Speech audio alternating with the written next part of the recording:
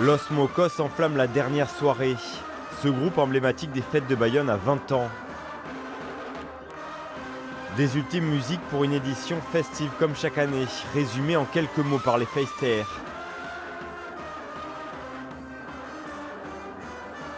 Les bons moments, l'amitié, la festivité, Bayonne. Il y avait une très bonne ambiance, peut-être un peu moins de monde que d'habitude, et donc on a pu faire la fête de façon plus sympa, et c'était très bien. Il faut que ça se termine pour qu'on recommence en fait, l'année prochaine. Ce dimanche soir à Bayonne, c'est la liesse. La place de la mairie est pourtant moins pleine que l'an dernier. Une fréquentation en légère baisse comme sur l'ensemble de l'édition 2024. Il apparaît d'ores et déjà qu'on sera sur une diminution de l'ordre de 15 à 20%, ce qui a permis de vérifier effectivement qu'on était moins nombreux sur les places, moins nombreux dans les rues et que les choses se sont passées d'une manière beaucoup plus fluide.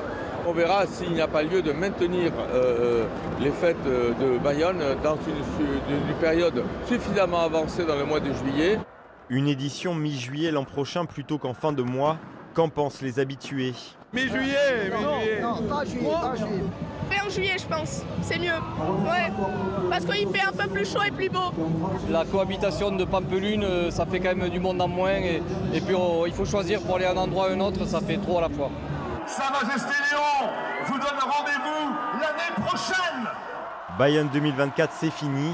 Le roi Léon s'est endormi jusqu'à l'année prochaine.